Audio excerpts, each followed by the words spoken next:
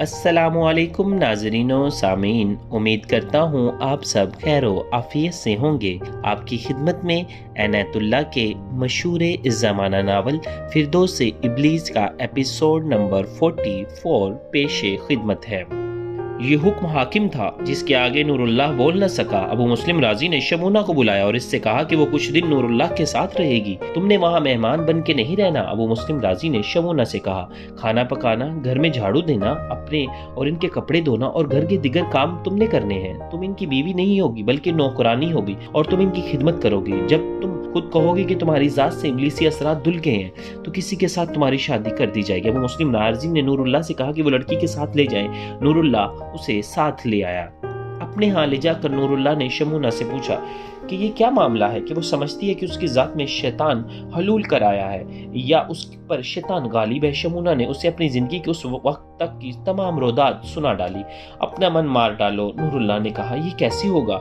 اپنے آپ کو مٹی میں ملا دو۔ نور اللہ نے کہا، یہ بھول جاؤ کہ تمہارے رہن سہن شہزادیوں جیسا رہا تھا۔ اس گھر میں جھاڑو دو، میں نے یہی چھوٹی سی مسجد بنا رکھی ہے، اسے صاف ستھرا رکھو، دھیان ہر وقت اللہ کی ذات پر رکھو۔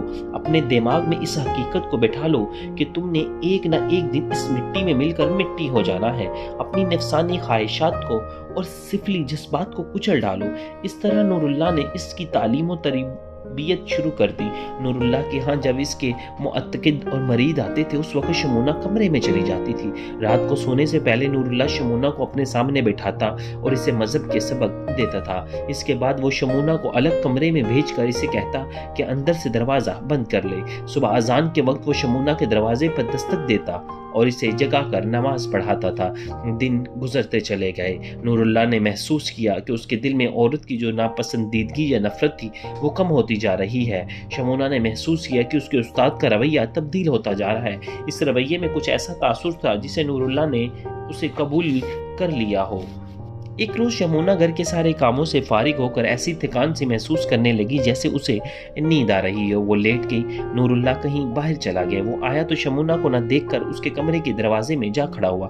شمونہ نے بڑی گہری نیند سوئی ہوئی تھی۔ وہ پیٹھ کے بل پڑی تھی، اس کے سر سے اوڑھنی سرک گئی تھی، اس کے چند ایک بال اس کے گورے چٹے گالوں پر آ گئی تو اس کی شباب بے نقاب تھا۔ نور اللہ ایک قدم دہلیز کے اندر چلا گیا۔ اس نے وہ قدم پیچھے کو اٹھایا لیکن اس کی ذات سے ایک قوت بیدار ہوئی جس نے اسے پیچھے ہٹنے سے روک دیا۔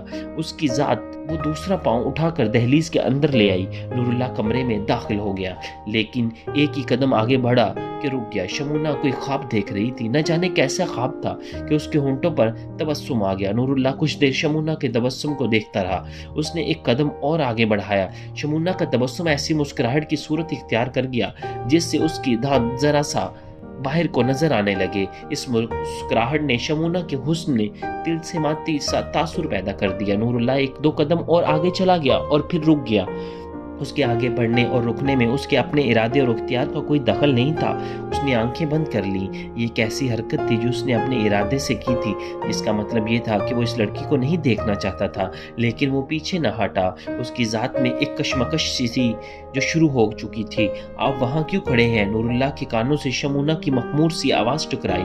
وہ چونک کر اس کیفیت سے بیدار ہو گیا جو اس پر طاری ہو چکی تھی۔ وہ بوکھلایا اور فوری طور پر فیصلہ نہ کر سکا اور آگے بڑھا اور شمونہ کو کوئی جواب دے یا باہر چلا جائے۔ شمونہ بڑی تیزی سے اٹھی۔ اس کے دل میں نور اللہ کا احترام اور تقدس اتنا زیادہ تھا کہ اس پر مرعوبیت طاری رہتی تھی۔ آپ کس وقت آئے؟ شمونہ نے لونڈیوں اور غلاموں جیسی لہجے میں پوچھا اور کہنے لگی، وہ ذرا سو گئی تھی۔ آپ چپ کیوں ہیں؟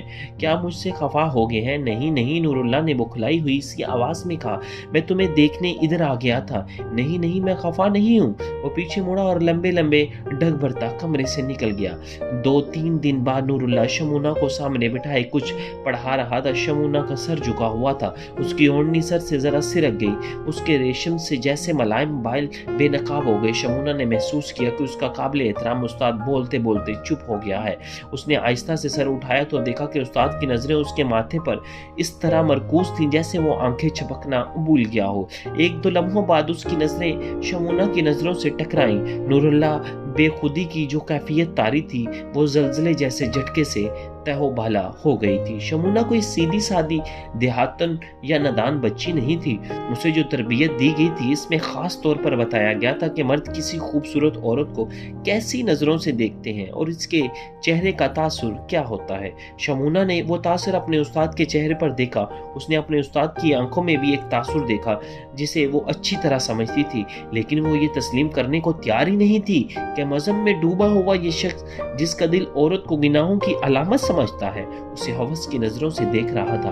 उठो शमूना, नूरुल्लाह ने कहा, आज इतना ही काफी है, अब तुम खाना तैयार करो। शमूना ने तो चूल्हे पर जाकर मसरूफ होगी, लेकिन नूरुल्लाह अपनी जात में हल्के हल्के झटके महसूस करता रहा। शमूना का जहन भी पुरसकून न था। वो इसी सोच में खोई हुई थी कि इतने मुअज़्ज़िज़ और मुक़द्दस इंसान के चेहरे और आंखों में ऐसे तासुरात क्यों आए थे। उसने अपने आप को ये धोखा देने का भी कोशिश की कि उसकी अपनी ही गलत फहमी है और ये उसके उस्ताद का तासुर नहीं था। उसे मालूम ही नहीं था कि उसका उस्ताद एक ऐसी कश्मकश में मुब्तला हो चुका है जो इसकी रूह को भी अजियत पहुंचा रही है। जिससी कुदरती रफ्तार से शबवर गुजरते जा रहे थे, इससे ज़्यादा तेज़ रफ्तार से शमूना अपनी ज़ात में एक पकीज़ा और पुरअसर तब्दीली देख रही थी। वो उन दिनों को भूलती जा रही थी जो दिन उसने हसन बिन सबा के ग्रोह में गुजारे थे और साफ तौर पर महसूस कर रही थी कि वो इब्लीस की जाल से निकलती आ रही है। चंद दिन और गुजरे, दोपहर के वक्त शमूना कुछ देर के लिए सो गई। ये उस रोज का मामूल था। उसकी आंख खुली तो उसने अपने उस्ताद को अपनी चारपाई के करीब खड़े देखा। उसे कुछ ऐसा महसूस हुआ जैसे उस्ताद ने उसके सर पर और शायद गालों पर भी हाथ फेरा है और हाथ के लम्स को अभी तक महसूस कर रही थी, लेकिन इसे यकीन नहीं आ रहा था कि हाथ उसके मुकद्दस उस्ताद का था। वो फौरन उठ खड़ी हुई। क्या आपने मुझे जगाया है? शमूना ने नूरुल्लाह से मुस्कुराते हुए पूछा। नूरुल्लाह ने बुखलाए हुए लहजे में ऐसा जवाब दिया जिसमें हाँ भी थी ना भी थी। शमूना की मुस्कुराहट गायब हो गई। नूरुल्लाह सर झुकाए आहिस्ता आहिस्ता चलता कमरे से निकल गया। शमूना उस रोज कुछ ज्यादा ही संजीदा हो गई। उसने देखा कि नूरुल्लाह शाम तक चुपचाप रहा। चुप रहना इसका मामूल नहीं था। असर और मगरिब की नमाज के दरमियान नूरुल्लाह के पास हर रोज की तरह उसके शगीर और मुअत्तकिद खास वगैरह आए तो उसने तबीयत की नासाजी का बहाना करके दर्स न दिया। वो सब चले गए। नूरुल्लाह वहीं बैठा रहा। शमूना ने इसे देखा और चुप रही। ईशा की नमाज के बाद जब नूरुल्लाह एक किताब खोलकर पढ़ने लगा तो शमूना उसके सामने जा बैठी। क्यों? नूरुल्लाह ने पूछा। आज सोओगी नहीं? नहीं, शमूना ने बड़ी नर्म आवाज में कहा। मैं आज आपके पास बैठूंगी। तुमने देखा नहीं कि मैंने शाम को दर्स नहीं दिया? नूरुल्लाह ने कहा। मेरे सर में गिरानी है। इस वक्त तुम्हें भी सबक नहीं दे सकूंगा। अगर मेरी बताई हुई कोई बात तुम्हारी समझ में ना आई तो वो पूछ लो और जाके सो जाओ। हाँ मेरे मुर्शिद, शमूना ने कहा, एक बात ही पूछनी है। यह बात आपने पहले कभी नहीं बताई। ये मसला मेरे अपने जहन में आया है। पूछो, नूरुल्लाह ने शगुफ्ता लहजे में कहा और किताब बंद करके अलग रख दी। मैं आप में एक तब्दीली देख रही हूँ। शमूना ने कहा, आप रोज बरोज खामोश होते चले जा रहे हैं। ये मेरी आदत है। नूरुल्लाह ने कहा, कभी कभी मैं खामोश हो जाया करता हूँ। कुछ दिन और मेरी यही हालत रहेगी। नहीं मेरे मुर्शिद, शमूना ने कहा, मैं गुस्ताखी जुर्रत नहीं कर सकती, लेकिन ये जरूर कहूंगी कि आपकी जुबान ने जो कहा है आपके दिल की आवाज नहीं। आप मुझसे खफा हैं। आपके दिल में मेरे लिए नापसंदीदगी है। एक बात कहूँ शमूना, नूरुल्लाह ने कहा, मेरे लिए मुश्किल ये पैदा हो गई है कि मेरे दिल में तुम्हारे लिए नापसंदीदगी नहीं। तुम जिससे प्यार से मेरी खिदमत कर रही हो इसने मेरी सोचें बदल डाली हैं। मैं कुछ और भी कहना चाहती हूँ मेरे मुर्शिद। शमूना ने कहा, मेरी उम्र ना देखे, मेरी तरबियत देखे।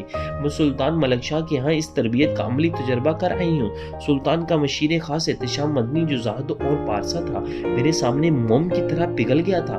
मैंने ये बात इसलिए कही है कि आप मुझे नादान, न तजर्बाकार और कमसिन लड़की न समझते रहे। मैं किसी भी आदमी के दिल की बात उसके चेहरे और उसकी आंखों से पढ़ लिया करती हूँ। शमूना, नूरुल्लाह ने कहा, तुम फौरन वो बात क्यों नहीं कह देती जो तुम्हारे दिल में है? डरती हूँ मेरे आका। मत डरो नूरुल्लाह, अल्लाह सच बोलने वालों को पसंद करता है, लेकिन अल्लाह के बंदे सच सुनने की ताब नहीं रखते। शमूना ने कहा, अगर आप अल्लाह की खुशनुदी के तलबगार हैं तो मैं बेखौफ होकर बात करूंगी।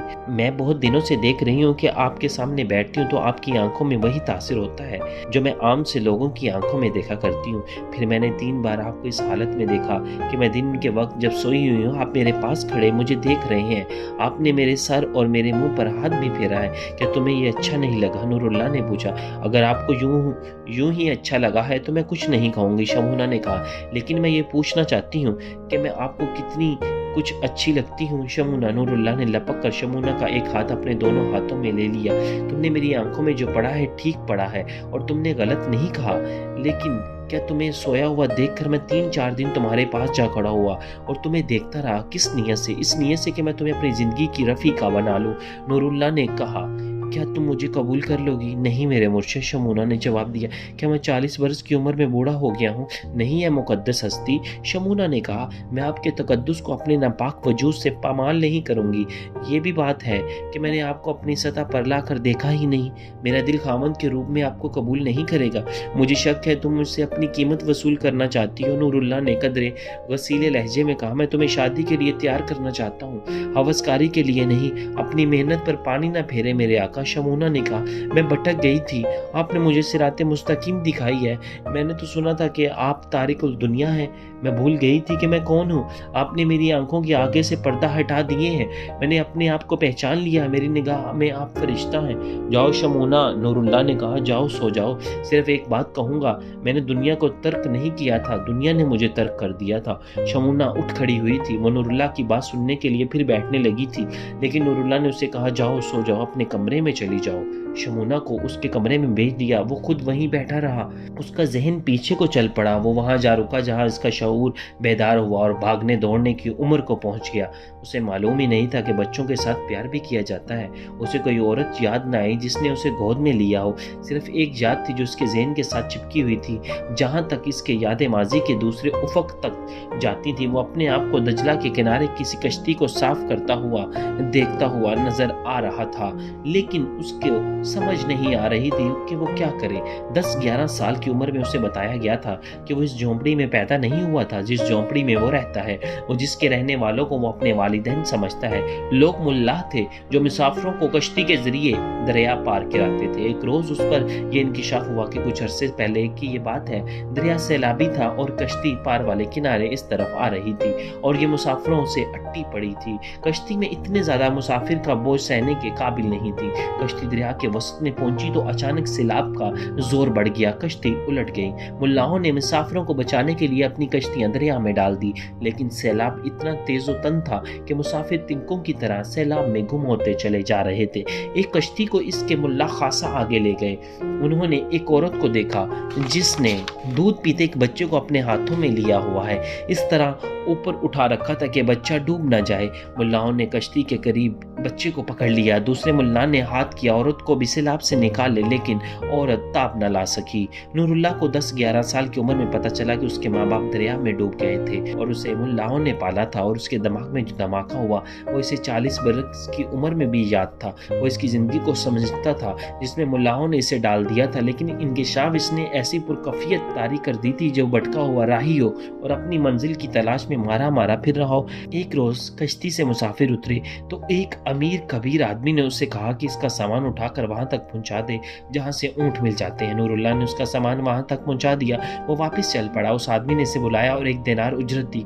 10-11 साल का उम्र नूरुल्लाह दिनार को हाथ लगाते डरता था। इस आदमी ने उसे कहा कि ये इसका हक है, दुनिया में मेरा हक कोई नहीं है। नूरुल्लाह ने कहा, किसी पर मेरा हक नहीं, मैं मशक्कत करता हूँ और रोटी और रात को झोंपड़ी की छत मिल जाती है। जरा सुस्ती करो तो मुझे मारा पीटा जाता है। मैं ये उजरत लेकर जाऊंगा, वो लोग मुझसे छीन लेंगे। तुम्हारा बाप है? नहीं, इस दरिया में डूब गया था। माँ है? नहीं, वो भी डूब गई थी। कोई भाई, कोई चचा, मामा? नूरुल्लाह ने इसे वो सारा वाकया सुनाया जो कुछ दिन पहले इसे सुनाया गया था। मेरे साथ चलो, इस अमीर कबीर आदमी ने पूछा, और इसका जवाब इंतजार किए बगैर कहा, तनख्वाह भी मिलेगी, रोटी भी मिलेगी, कपड़े भी मिलेंगे और रहने को बहुत अच्छी जगह भी मिलेगी। नूरुल्लाह ने यह पहला शख्स देखा जिसने उसके सर पर प्यार किया और इसको अपने साथ ले गया। इससे आगे क्या वाकयात नूरुल्लाह के साथ पेश आए, इंशाल्लाह नाज़रीन आपको अगले एपिसोड में डिटेल के साथ बयान करूंगा। खुदा हाफिज, अपना ख्याल रखिएगा।